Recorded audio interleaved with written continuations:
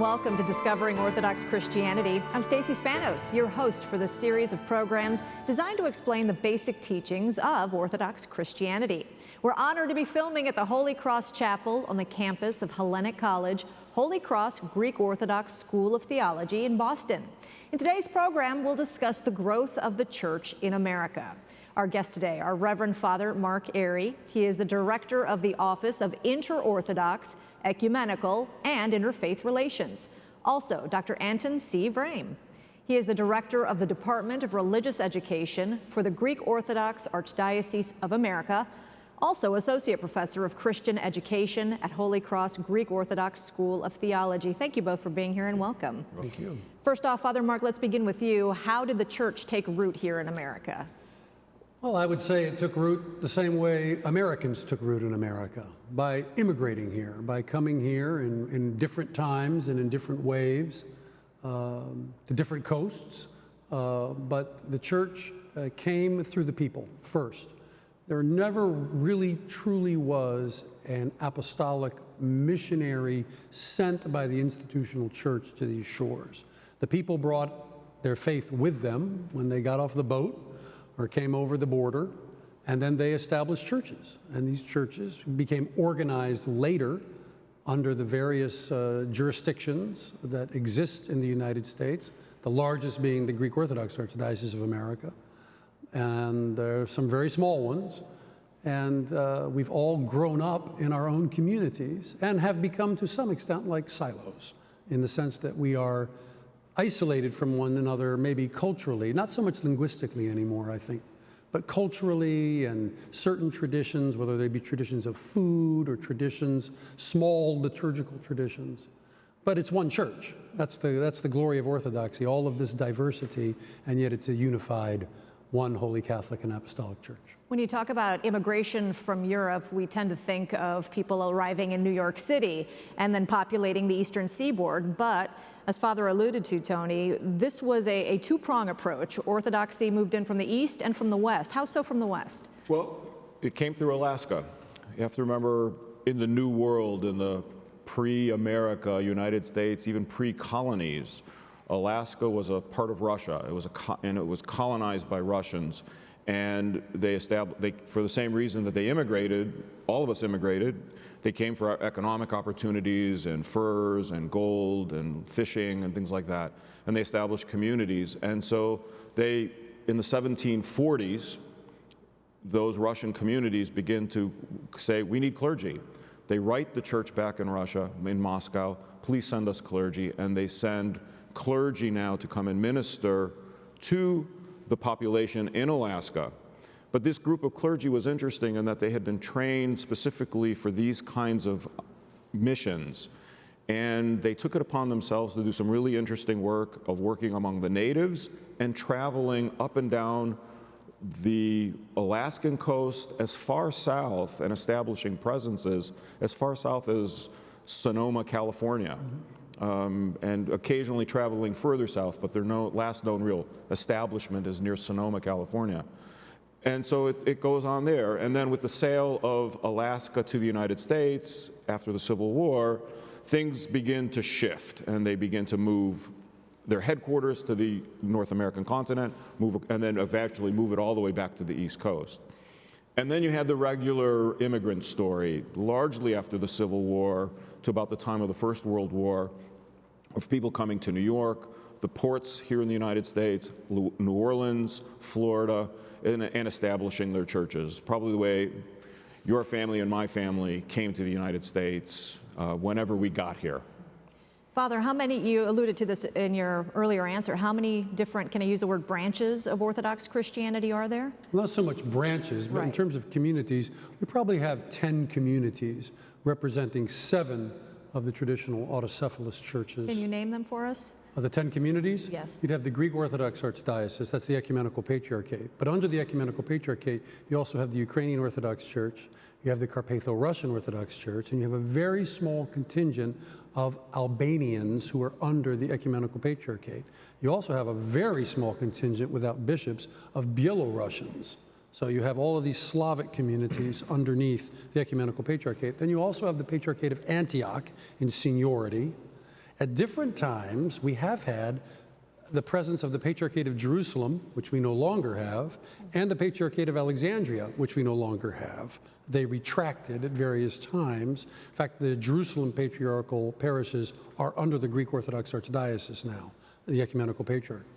Patriarchate of Antioch. Then you have the Patriarchate of Moscow, which existed really in 3 different forms in the United States, which were, in the 1960s, none of them were in communion with each other. All of them were in communion with the Greek Orthodox Archdiocese, and that would be the Moscow Patriarchate itself. Their headquarters is in New York City. You have what's called the Russian Orthodox Church outside of Russia. This was the church that rejected the Bolshevik-controlled Moscow Patriarchate in the 1920s and settled all over the world, but their headquarters is also in New York City.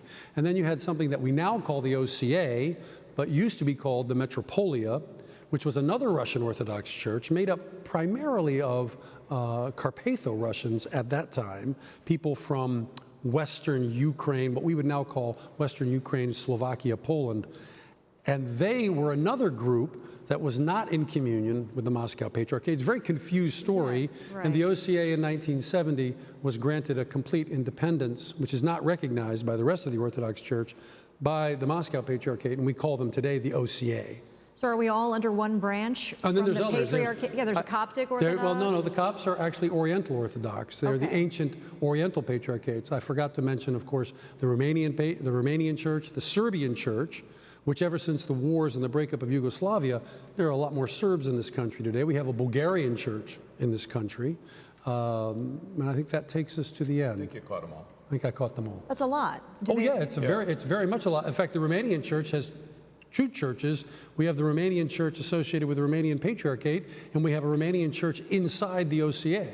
I mean, these are what I describe as silos. They each exist administratively independent, self-sustaining, separate 501c3s, financed independently. But the Greek Orthodox Archdiocese, again, is probably more than 50% of all Orthodox Christians in the United States. Should we all be one? Oh, we are one. Dr. Vrame? We are one. Yes, we are one. Because we're It one. sounds like it kind of, but kind of not. we are one because we're one in faith, we're one in sacraments, we're one in theology, and the things that really matter, that bind us as Orthodox globally. And are we all under the Ecumenical Patriarchate? No. No. That goes to the silo question, as Father Mark put it, where because each group established itself basically independently of the others, they then formed a connection to the church of their origins. And I'll just use the Greek example. The Greek community established itself in the United States. It establishes itself as parishes and here in the United States, and they need to have this tie to the church of their origin, a bishop, and initially it was part of connected to the church in Greece, and through the operations of the life of the church, it then becomes part of the Ecumenical Patriarchate in the 1920s for reasons that have to do more with what was going on overseas than what was going on here. So everybody does that, and so that creates what we call jurisdictions, administrative, organizational groups. As Father Mark said, each one's its own corporation. Each one has its own independent structure. And yet, we all get together, we can pray together, we celebrate the same liturgy, we talk the same language about the church. We can take communion each other's churches. in one another's churches. Our priests can celebrate the liturgies together and the services together.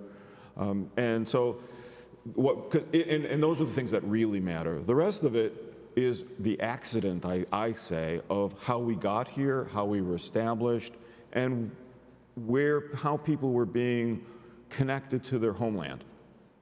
Do you see a time, Father Mark, where people have been established in America for so long, after many generations? I mean, we're already seeing it happen now, that eventually they'll lose their ethnic roots in the church and establish a more homogeneous church? Well, I don't know if a more homogeneous church. Certainly, people have lost their linguistic connection to whatever motherland they might have come from. After 4 or 5 generations, usually the languages are not spoken anymore. The greatest example of this in the Western Hemisphere is actually the Antiochian Church in Brazil, which is huge. They have And Antiochian is Middle East or from Syrian. Damascus, Syria. Right. And yet nobody speaks Arabic anymore. They speak Portuguese. So, I mean, even in America, our people speak primarily English, although being bilingual or trilingual is certainly a virtue, and many of our communities are re-exploring that. But it has to do with the needs of each community. I'll give you an example. The Greek Orthodox Archdiocese, we are not experiencing, and we haven't experienced for 40 years, a major immigration, a flood of people coming to this country seeking opportunity. But from Bosnia, Serbia, Romania, Russia, Ukraine, people are pouring into this country. And these are recent immigrants who often need certain linguistic skills in their parishes, who often need a certain cultural context for their parish. When I was a priest in Nashville, Tennessee, about 8-9 years ago, we had a Bosnian Serb community that worshiped with us, but they had to bring their own priest in. Because I can't speak Serbo-Croat. I can't preach a sermon to them. Preach one in Greek, but not in English, but not in their language. So there are lots of different needs, but what was wonderful about it was that they used our community. Our people came to their liturgy, they came to our liturgy, we shared Pascha together. I mean, as Dr. Vrame said, we're one faith. There is only one church. And so that outweighs all of these other, what I would call administrative, or using it in the sense of the Greek word politia, political considerations. How do we actually function?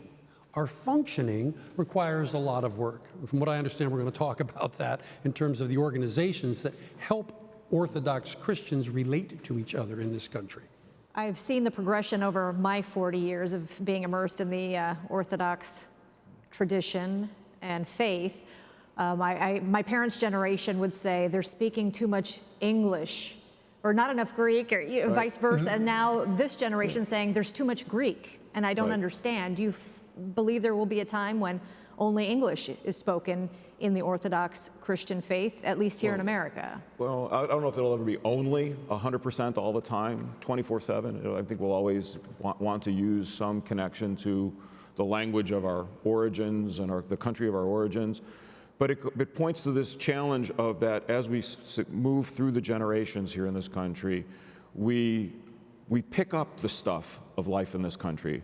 The fact that we've both said that our churches in this country are organized as corporations, as 501c3s, that's uniquely an American thing, and it requires us to behave in particular ways. I like to use the example, when I grew up, I'm the grandson of immigrants. I fasted like the good Greek kid in my house, during Lent, of lentil soup, fakes, and beans, and things I never would have eaten back then, but now love, right? But over time, I know that I've learned the principles of what this fast is all about, and I realized that, one, I can now find other things that meet the principle of the fast, of not eating meat or whatever, in all kinds of other restaurants here in the United States that allow me to live out my faith the way I want to, but just not the way a Greek might. And then I meet with my other Orthodox friends who have their own traditions. And now I can go to any parish during a fasting period and you'll see Greek lentil soup right next to the bowl of tabbouleh and hummus. And everybody's happy. And that's a uniquely American development and an American phenomenon. And then when I'm talking to people, I say, the great American contribution to this buffet is the peanut butter and jelly sandwich. It's our unique contribution right now at this moment to who we are as a church. And it fits all the rules, and none of us could imagine fasting during Lent without peanut butter and jelly. But exactly what Dr. Vrame says is happening in our churches actually happened when they were more ethnic. And I'll give you the example. And I am a convert to Orthodoxy, so I witnessed all of this very fresh-faced 40 years ago when I first came to the church. Greek dancing. Right. In America, the Greek communities were formed from people from all different parts of Greece, from the Chorio and Peloponnesos to the islands of the Dodekanessi. So it was formed by all of these different people who brought all of their local traditions together, and that's why Greek dancing, actually in our communities, has really survived, and not just survived, but thrived as an art form, but it's all of the Greek dances. It's not just from your local area. The same thing, exactly what Dr. Vrame says, it's happening now with our Orthodox traditions in communities, because our communities are no longer so homogeneous. And as far as the language is concerned, I want to just make one point. You know, in the Roman Catholic Church of late, we've seen a revival of Latin, which is a language that hasn't been spoken for over 1,000 years, right? But you know, on Holy Friday in the Vatican, they still sing Agios o Theos, and they sing it in Greek. And that is a memory of 1,800 years ago. There will always be the unique, the wonderful flavors, if you will, and traditions that people have grown so close to.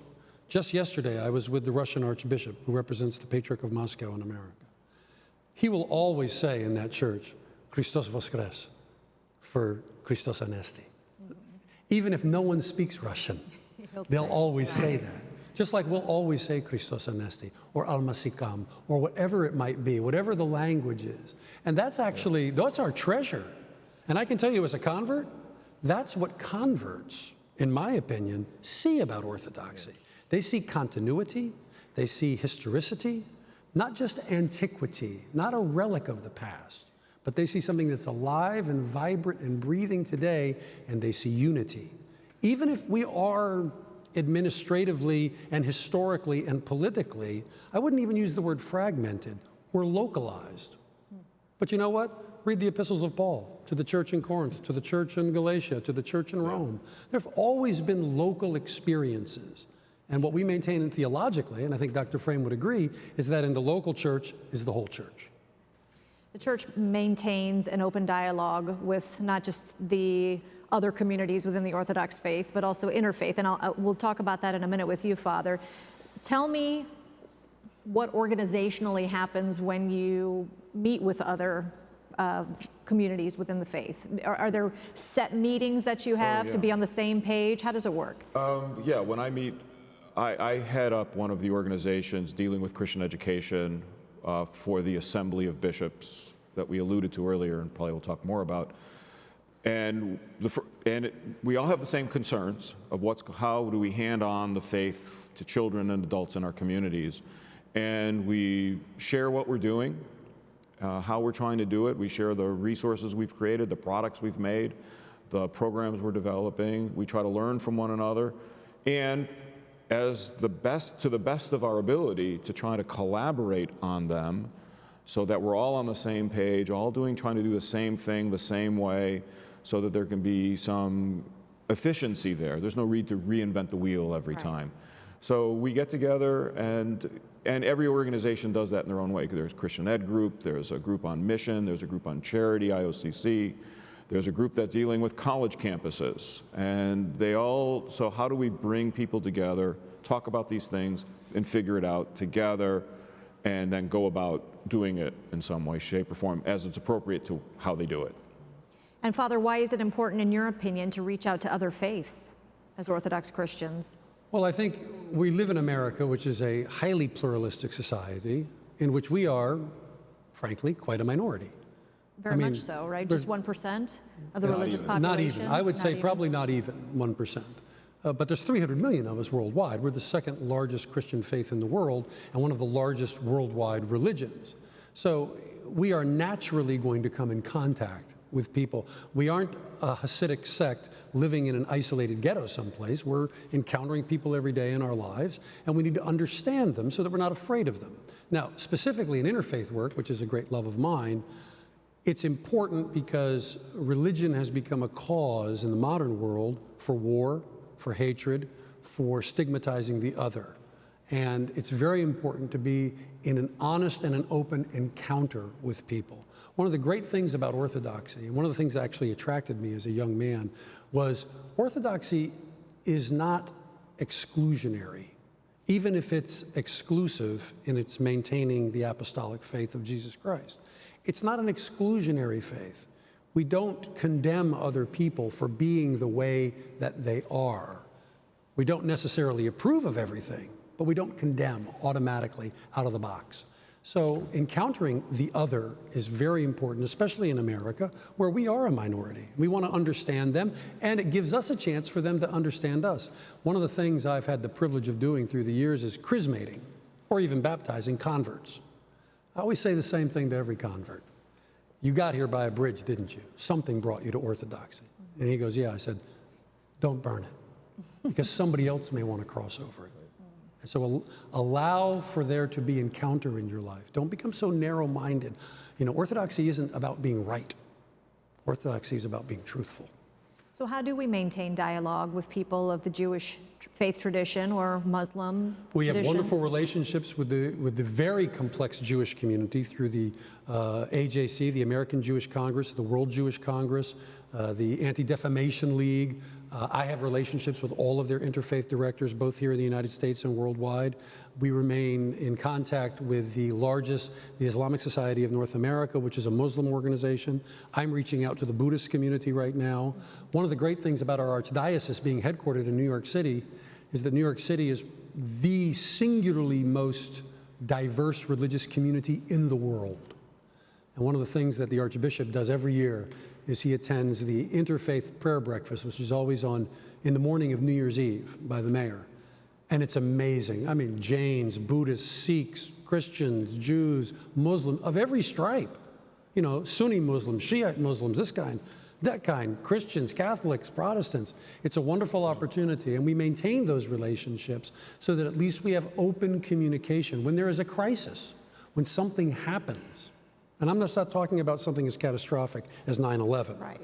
But anything, you know, when a guy wants to burn a Koran down in Florida, or somebody does an anti-Semitic slogan, or something happens, we have partners who can reach out to us because we are open to them. And we have partners that we can reach out to when we have concerns about the position of the Ecumenical Patriarchate in Turkey, the position of the Patriarchate of Antioch in Damascus, and what's going on now.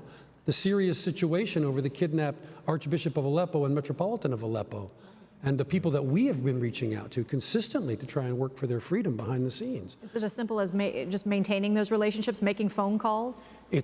Sometimes it can be as simple as attending a dinner. I went to the first New York Board of Rabbis gala, but the New York Board of Rabbis 2 nights ago is the largest board of rabbis in the world. Those relationships, going to a dinner, shaking hands, meeting, these are all very important things. And as an ecumenical officer of the Archdiocese, I would love to see it, and I know that it's done by a lot of clergy on a local basis. But even more so, we need to be more open. We don't lose anything by being open to the encounter with another. Inevitably, we gain. Inevitably, we gain. And just letting know, brother or sister, I'm here for you if you need me. Yeah. Dr. Vrame, let me ask you this question. What do you believe is the most important event in the history of Orthodox Christianity in America, and why? Well, apart from all of us just getting here, that gets it all going. Which is very important. And this is going to be controversial just for people to hear. But I'm going to go out on a limb and say when the history of our church is written 100 years from now and we're looking back, we're going to see an event in the 1990s, the first conference of bishops in North America, it was in 1994, that became this moment. It was held in Ligonier, Pennsylvania, that I think changed the trajectory. It broke down, it really seriously began to break down the silos amongst the different groups here in the United States. That is in trajectory with a process that had already begun. But I think it changed the tenor of the conversation, the need of the conversation, and the urgency of it. It didn't ultimately accomplish very much that day when it was all said and done. In fact, it was quite controversial then. It still is. And, you know, people kind of want to pretend it didn't happen at times. Has there only been one? Well, I think that's where the conversation changed. Now we have, through the Assembly of Bishops, our bishops are meeting regularly. In some ways, the same people. You know, obviously over 20 years, people change, and they're a different group, but this process unfolded that we're now in the middle of. And so when the history, I think, is written 100 years from now, I think we're going to look to that and say, something changed that changed the way we relate to one another. And what actually happened there? And why is it so controversial? Well, in A few years earlier, the Ecumenical Patriarchate, as part of a process of bringing Orthodox globally together, said, we know we have a challenge of all these communities that are outside of the traditional places like Greece or Russia, the diaspora, they say, as they call it. And North America is is the biggest community of all of that. And so they said, we need a process to bring all of these communities, all these silos together. And they basically said, start meeting.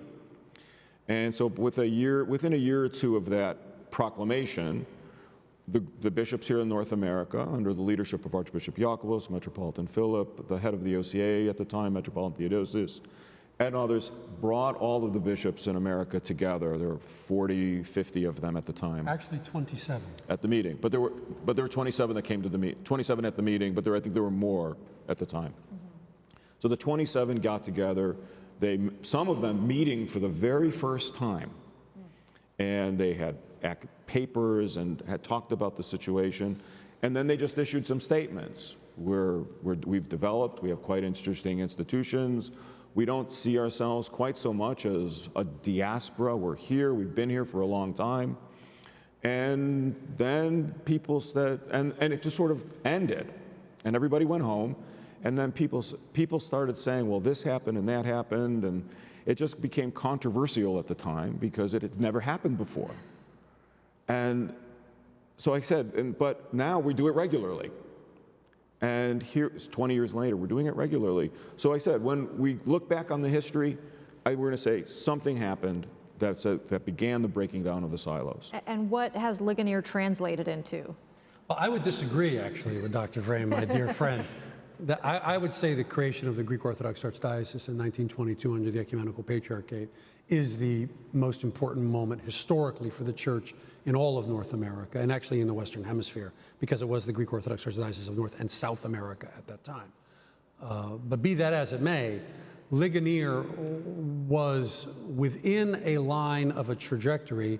It was then interpreted differently afterwards by different people for different means. The most important thing to realize is that it happened under the aegis of SCOBA, the Standing Conference of Canonical Orthodox Bishops in the Americas. SCOBA was a self-starter. It was founded by Archbishop Iakovos, actually, in 1961. And it actually was the inheritor of something else, which was a federation of churches. There was actually a time, if you can believe it, during World War II, where under the brilliant leadership of then Archbishop, later Patriarch Athenagoras, there was a plan that if the Nazis actually won, what would we do in America with the church?